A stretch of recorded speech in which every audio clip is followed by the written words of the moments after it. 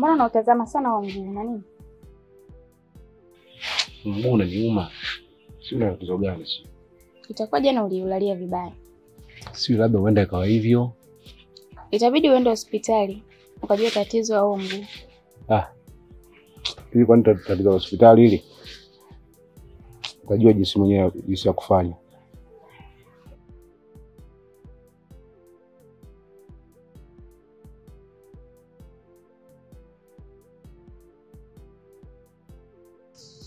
Baadaye basi. Haya sawa.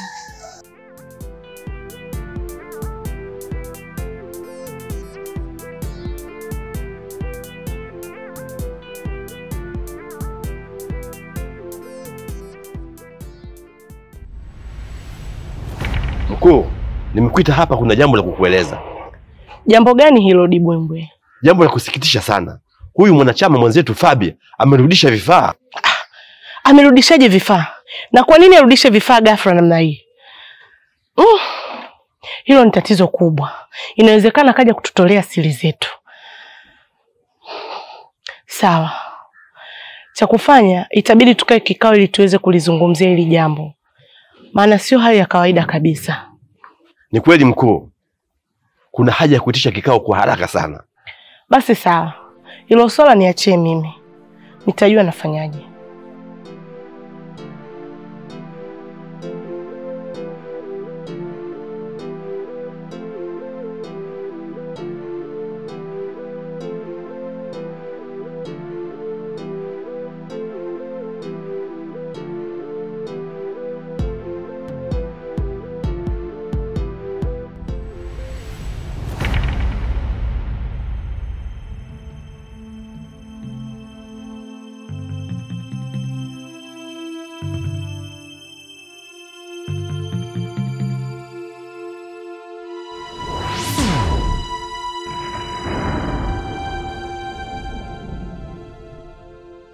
Nikikutazama tu bila shaka wewe ni mgeni katika mtaa huu. Mbona hata wewe unaonekana ni mgeni wa huu mtaa?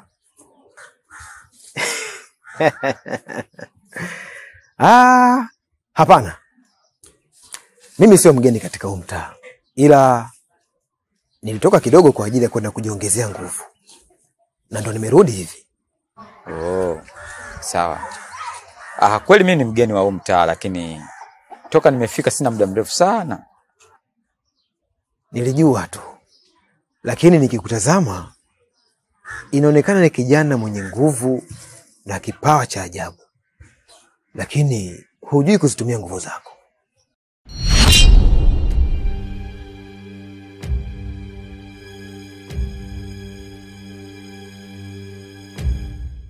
Nitafanyaje ili niweze kuzitumia hizo nguvu?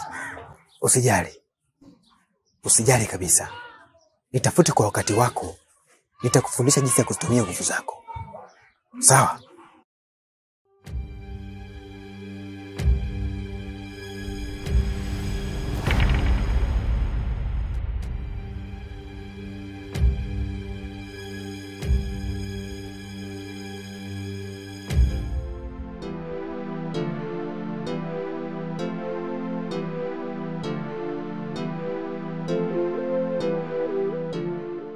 Wewe, unaondokaje unaniacha hivi kizembezembe wakati unajua kabisa hali yangu nilokuepo nayo?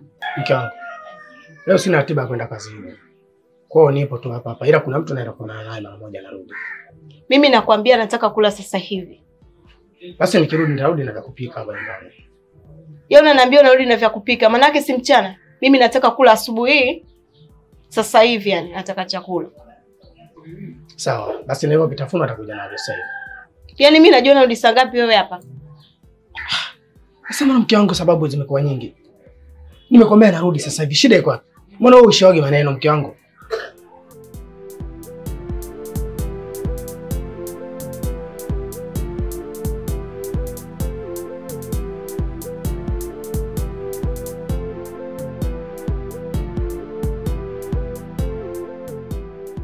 Naam shehe. Naona hai umekuja hapa. Kuna tatizo gani tena? Niko njema tu shehe wangu. Ila mimi na mawili matatu ambayo nataka kukuelekezea. Nimeota ndoto mchana na kabwa sana. Alafu cha ajabu, ile picha ilionijia ya mtu ambaye ananikaba ni mama yangu mzazi. Nikasema nikionana na shekhe wangu, wacha nimpe habari hizi, ili mradi anipe njia au ushauri, au wenda mimi najidanganya, lakini mimi naamini sijidanganyi katika hili. Lakini muda mwingine ndoto inawezekana ikawa ya heri, ndoto nyingine ikawa ya shari. Umeona? Ila mimi sisemi kwamba ndoto uwe unazipa kipaumbele sana. Sababu kuna watu wanaweza wakawa wanaota ndoto wanakabwa, umeona? Kuna watu wanaota ndoto wapo kwenye mambo ya muziki, umeona? Lakini sasa mimi sitaki iwe hivyo. Kitu kikubwa ninachokusihi, usizipe kipaumbele sana ndoto. Najua vitu vyote vinawezekana. Maana sasa hivi tunasema kuna batili na sio batili. Umeona? Kwa hiyo hicho unachokisema inawezekana, lakini pia ni kuweke sawa. Shehe mwenzangu, kwa sababu kuna vitu tunakuwa tunavikosea sisi wanadamu. Unaambiwa hata kwenye kutafuta riziki lazima unapoinua mguu wa kulia usomee dua ili unyokewe na riziki yako iwe ya heri. Lakini pia na wakati wa kulala, hata iwe umelala usiku au mchana, omba dua, kwa sababu kulala nusu ya kufa, si ndio? Kwa hiyo malaika wema kupokea vizuri. Lakini tunakuja kwenye ndoto ya mchana. Ndoto ya mchana inawezekana ndoto ya mchana ikawa ina heri au ina shari. Na kwa unavyoniambia ina maana hiyo ina shari, si ndio? Lakini sieki dhana, kwa sababu ni dhana mbaya. Umeona? Na wewe mimi sitaki uweke dhana, kwa sababu tangu siku hizi umeshiriki sana. Ukinikuta unaniuliza swali, unamdhania sana mama yako. Lakini ujue kwamba mama yako ana upendo na wewe, ana heri na wewe, na yuko kila kitu. Sasa kwa ndoto unaoniambia kwamba ilikuja kwa mama yako, kama kidogo unaenda kwenye shirki. Sio kwamba namdhania mama yangu moja kwa moja, ila natafakari kwa nini picha ya mama yangu imenijia akiwa ananikaba wakati mama amenizaa, mama anampenda. Shehe, moyoni mwangu naumia sana. Sasa ili kwa kuweka sawa, hiyo ndoto ni ya kawaida. Ni ndoto ya kawaida. Wala usimdhanie sana mama yako, kwa sababu unapomdhania mama yako pia unakosea, kwa sababu mama sasa hivi ni kama Mungu wa dunia. Sijui tumeelewana vizuri Mama ndo kila kitu sasa hivi. Kwa hiyo kikubwa unachotakiwa kuzingatia unapoota ndoto zile, stafiru, katie uzu, lakini pia tuachane na hilo. Achana nayo kuhusu habari ya mama. Alafu sasa hivi unajua huu muda imekuwa vizuri kuja kupata kunikumbusha na mimi niwahi kujitayarisha, maana unaona haya mavazi niliyovaa ni mavazi ya vijana. Na muda mwingine tunakuwa tunajisahau, tunapitikiwa, matamanio yapo. La Mungu atuepushe na hayo. Mimi acha nikajitayarishe ili tuwahi masjid. Ndio? Sawa. Ashauri.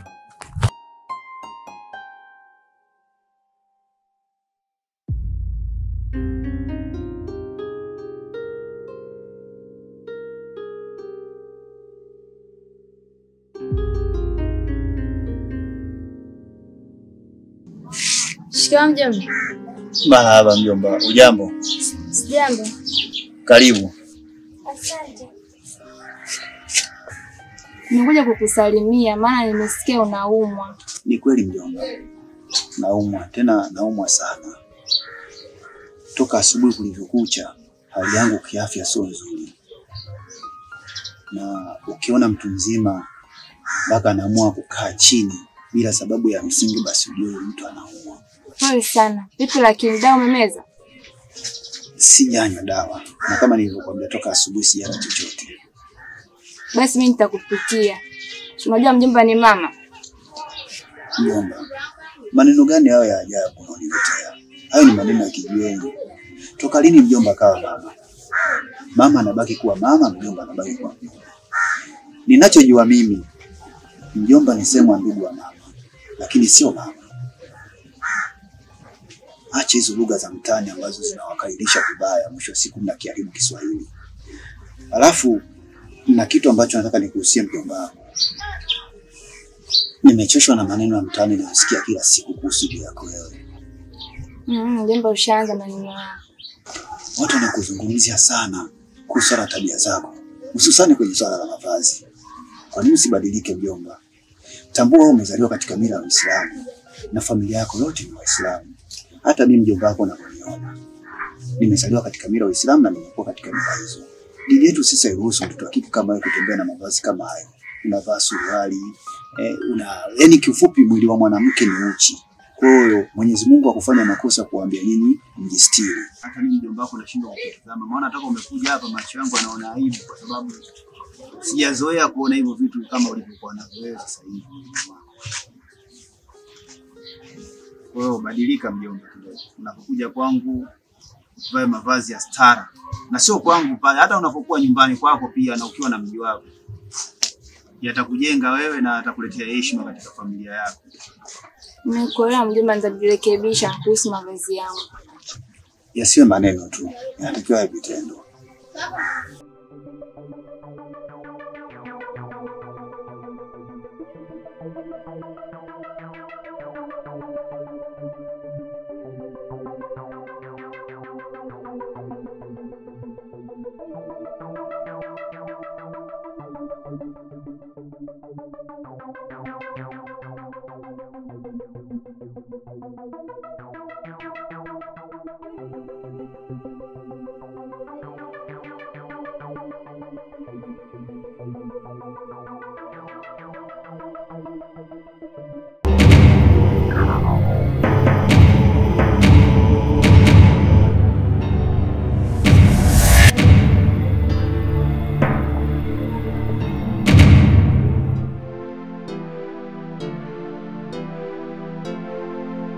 Kange, mimi kuna kitu nataka kunishauri.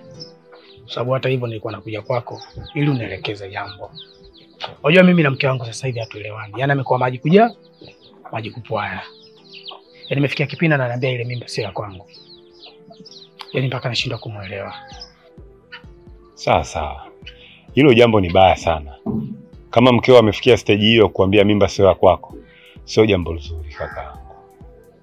Na kwa ushauri tu, unahitajika sasa hivi utulize sana akili ili mradi uweze kujua unaliendo vipi hilo jambo la ndoa yako. Usipokuwa makini, unaweza ukaipoteza ndoa na ukampoteza pia mkeo kakaangu. Yeye ndugu yangu napitia wakati mgumu sana. Unajua mwanamke anapokuambia mimba sio ya kwako, unajua unajisikia vibaya kama mwanaume. Afu kizingatia mimi namgaramia kila kitu. Yaani mpaka pale ilipofika unajua nimetumia sana hela. Ni kweli. Na kwa hilo unahitaji uongeze ufanisi katika maisha yako ya familia. Kwa sababu bila kulifanya hilo utapoteza kila kitu. Wanawake ni watu wa kushikiwa sana akili. Na inahitajika ukiwa kiongozi katika wanawake, ujue basi unayemuongoza ana uwezo kiasi gani na wewe unatakiwa uwe na uwezo kiasi gani kumzidi yeye. Kwa ushauri wa bure tu kakaangu ni kuombe. Kwa sasa hivi ongeza mapenzi kwa mkeo, jitahidi kumwendo, msikilize kwa jambo zuri, mkatae kwa jambo baya, ila usifanye achukie. Kipindi hiki cha mimba ni kigumu sana. Kinahitajika kwanza wewe uwe mvumilivu. Kwa sababu sio kila mimba inatabiriwa itakuja vipi au inatafsirika itakuwa vipi. Mimba inakuja kutokana na zile damu zenu zinazokutana. Kuna wengine kwenye mimba anakuwa anapata raha, mifumo ya pesa inafunguka, hapitii mitihani. Kuna wengine kipindi cha mimba tu kazi zote zinakufa, haelewani na mkee, mwisho wa siku baada ya kujifungua mambo yote yanakaa sawa. Kwa hiyo hiki kipindi cha mimba kakaangu ni kigumu sana. Unahitajika utumie akili nyingi na umuombe sana Mwenyezi Mungu akufanyie wepesi. Basi nashukuru ndugu yangu kwa ushauri wako. Lakini kingine nimekumbuka ndugu yangu. Unajua juzi kati hapa nilipokuwa narumbana na mke wangu. Yaani tumeongea vitu vingi na mke wangu. Alafu natoka nje kwa hasira. Kuna dogo mmoja namkuta dirishani nasikiliza mwanangu kila kitu ambacho tuko tunazungumza. Oa, yule dogo nimekimbizana naye nafika mbele mara kapotea ghafla. Nisikilize, usio unanipanga bwana. Hizo story nyingine unazotaka kuleta, mimi naona kama unataka kufurahisha genge. Sio nakufunga kamba. Hiyo kweli. Yaani yule dogo siji kikagula, siji nini mpaka sikumuelewa unajua. Kwa hiyo umemfukuza mwisho siku piu. Hayuka. Hayupo. Kaka, stori kama hizo sisi wenzio tunaonaga tukiwa tushakula kitu ndio tunakuwa tunaanza kuona vitu kama hivyo vinatokea. Umeona? Aidha nikala kitu nikajikuta nikikuangalia mwanangu mseko na kuona wawili au nikikuangalia nakuta mwanangu unacheka. Kumbe nikikuja kutazama kwa uzuri umenuna. Kama ushai kusikia kauli wavuta bangi wanasema au watu wa kitu kwamba wewe mwanangu nige kitu nipige pafu mbili niende zangu kwa Madiba. Mtu akila pafu mbili anaona magorofa yalopinda kibao afu anaishi watu ndani. Lakini zile steam zikikata anajikuta yuko bongo. Kaka, hizo akili za pombe au vitu au bangi achana nazo kakaangu. Siwezi kukuzungumzia sana kwa utofauti kwa sababu hali hii imekutokea wewe. Lakini mimi nina swali moja nataka kukuuliza. Vipi mwanangu? Nganjula vipi unakula? Au familia yangu naambia ukweli. Sije kama umeanza kuvuta bangi kaka. Maana yake bangi ukizianza kuzivuta unaweza ukajikuta una data watu wanaambia jamani amedata, kumbe zile bangi zimeanza kuongeza akili zinakuwa nyingi, baadaye unakuwa uko sawa. Shanielewa kakaangu?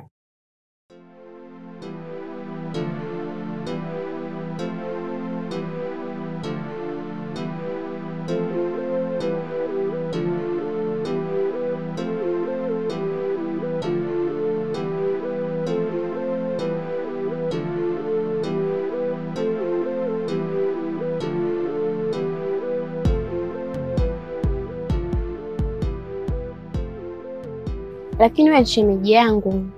Shemeji yangu kwa nani sasa? Wewe ulikuwa unatoka na Umi. Umi mimi rafiki yangu. Kumbe unazungumzia benki. Yule demu anapenda hela yule. Yaani yule demu alikuwa akija ghetto. Yaani lazima nimpe hela. Hicho ndo kitu ambacho mimi nimeshindwana naye. Sasa sikia. Wewe achana na rafiki yako. Jitetewe mwenyewe, usiangalie maisha ya mwenzako. Alafu huyo umenyewe sasa hivi hayupo wala nini. Nimeshaachana naye kitambo. Unaona kama hayupo katika huu mji. Amesafiri na haijulikani anarudi lini. Sasa pale kwao wenyewe wameshahama wote pale. Sijui umeelewa? Kwa niangalie mimi, nisikilize ninachokwambia mtoto. Mimi nina hela. Hata kama una hela lakini wewe umedate na Umi. Uwezi kadate na mimi, ifikiria watu akaona kusema sasa watasema mtu katoka mtu na rafiki yake. Unaogopa nini sasa? Shida iko wapi? Kwani hiyo papuchi yenyewe na wewe Umi au na wewe mwenyewe? Mimi sio kama sitaki kudate naye lakini mimi naogopa. Mimi nakuona mjanja kumbe mwenzangu mshamba. Acha ushamba wewe. Haya maisha sasa hivi. Kizuri kula na nduguyo. Sasa wewe unahofia nini sasa? Kwamba atakuja kukupiga au? Kwani wewe mtoto? Wewe si mtu mzima? Sasa acha hizo bwana wewe. Haya maisha sasa hivi ukipata nafasi itumie. Ukiikosa jutia. Na nafasi ukiiacha mara ya kwanza haiwezi kuja tena mara ya pili. Hiyo ndo nafasi yako ujue. Basi nimekuelewa, usiongee sana. Sasa basi ndo hivyo, kama vipi? Sasa unapajua mjengoni kwangu. Basi barida basi saa 11 naingia au sio?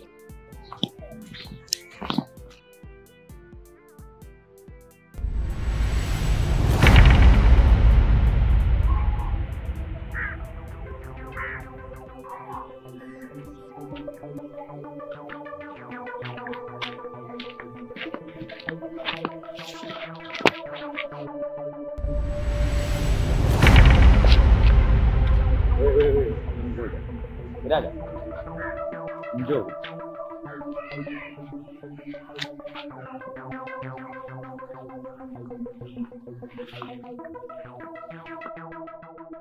Wewe dada, huyu unamfahamu? Namfahamu. Unamfahamu? Na wewe unamfahamu? Huyu kitambo sana ni. Yaani mwanangu sana. Si unajua? Kama mwanao kitambo, mbona umemchota unyayo sasa? Kaniokota unyayo? Mlipopishana hapa akakuchota unyayo. Oh boy. Wewe unazungumzia unyayo gani? Wakati unaona kabisa mimi na wewe tumepishana hapa ngenge, mimi naelekea na harakati zangu unatusimamisha unamchuta unyayo. Unajua kuna wakati muwe serious, msipende kuwajaribu watu, sawa? Huo mchanga ulikuwa unapeleka wapi?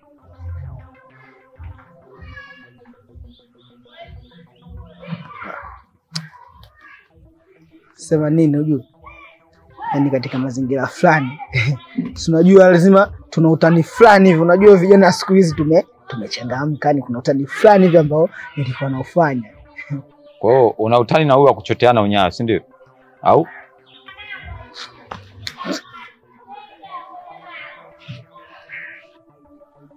Unajua, sikiza kwanza nikupanga mwanangu. Sisi sote watoto wa kiume. Alafu kuna mazingira fulani unajua watoto wa kike kituletea inakuwa kama vile dharau fulani. Kwa hiyo ndiko nataka nika.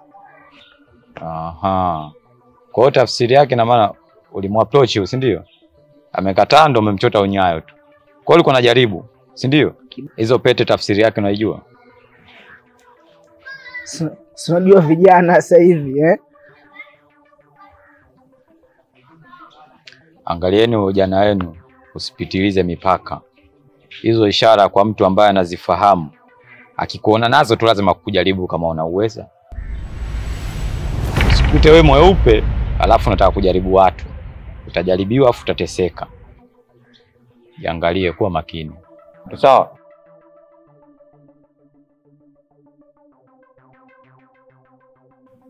Vijana wa ovyo bwana. Asante. Usijali, walimwengu ndio walivyo. Usiopeleke hapo. Basi nadhani nitakuwa na mazungumzo na wewe. Kama hutojali naomba unipatie namba yako ya simu ili nikucheki baadaye. Namba? Hapana, samahani kakaangu. Mimi niko na mtu wangu. Yaani namba tu na mtu wako? Naelewa lakini hatopenda, samahani. Fresh basi, haina noma.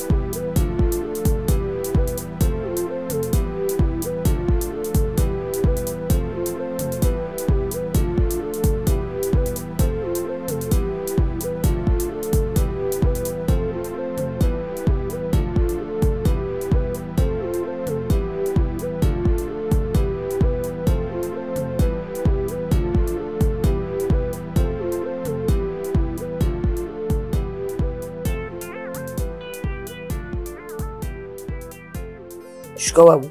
Marahaba mjukuu wangu, jambo? Sijambo. Habari zako nyumbani kwenu? Si kwema kabisa babu. Sio kwema? Kuna matatizo gani?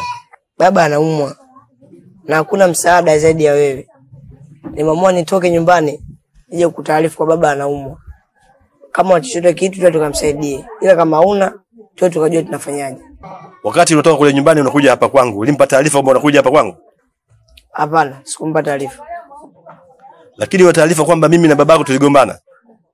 Na ugomvi wetu niambia kwa mimi babake ni mchawi, mnake nimemloga. Na ndio maana wewe ungemuomba ruhusa, babako asingekupa ruhusa ya kuja huko. Babu, mimi nadhani hayo maneno yanayozungumzwa tu. Alafu damu ni nzito kuliko maji.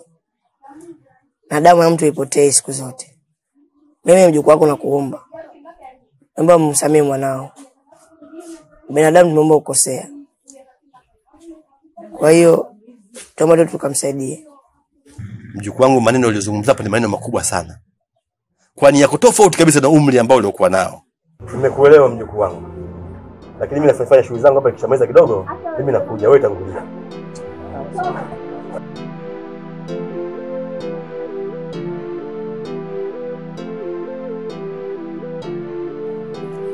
Dada. Hey. Kaka huyo. Ni wewe kaka? Namna bwana. Kweli? Wala ya kudanganya, ni mimi mdogo wako. Haya, karibu za siku kwanza kakaangu.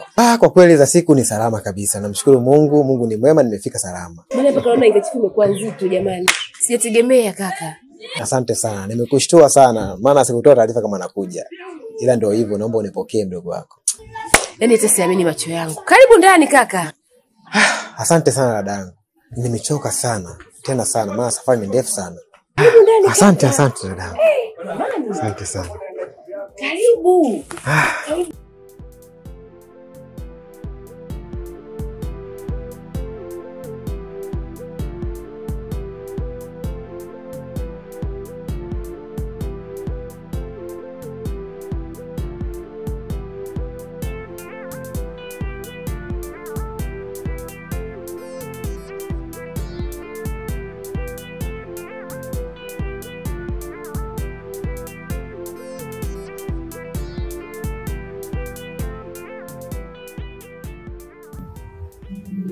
Zilisa mke wangu.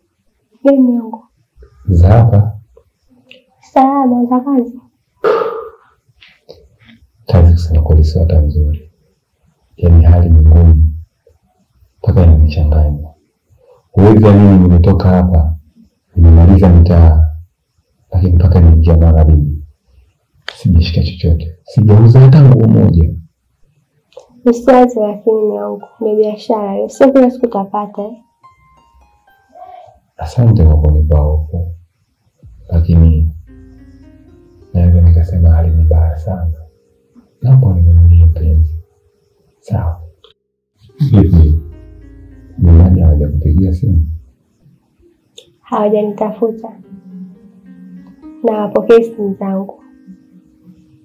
Lakini mume wangu, si unaelewa tuliondoka, tulikuwa tuna maelewano mazuri kabisa. Mimi naona tujitafute tu. Huenda waelewe thamani yetu kwa sasa. Naelewa. Na mimi nakuahidi nitapambana kadri ya uwezo wangu. Huenda baada ya wakati uelewa. Vipi? Umeandaa chochote? Kuna ugali na mrenda na samaki wa kumagia. Sifanye mpango tu ile maana nina njaa. Kaoge kwanza. Akaoge kaoge, afu ndio nijenyele sio? Basi hamna shida. Mimi nilifanyia.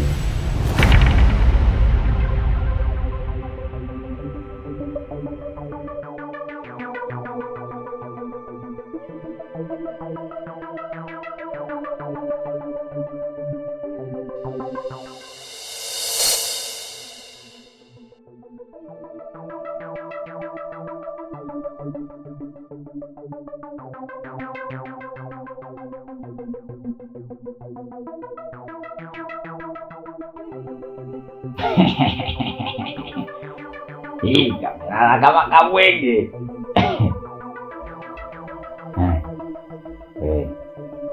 Wah, achogua. Malaji kizembe. Aliamchana kajanja sana. Hoi.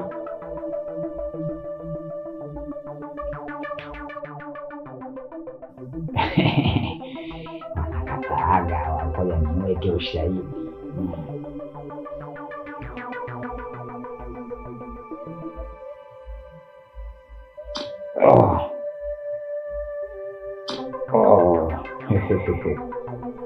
Nikalalavya kama nazunguaka. Hapa dakikataa hapa na kuonyesha wewe ni huyu hapa.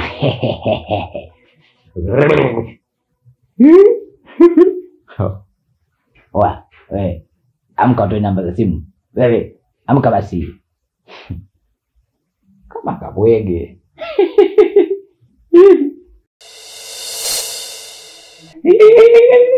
chako mchakwe, chako mchakwe, chako mchakwe. Ah, chako mchakwe, chako mchakwe, chako mchakwe, chako mchakwe. Kama kiboya kizuchu hivi kidogo.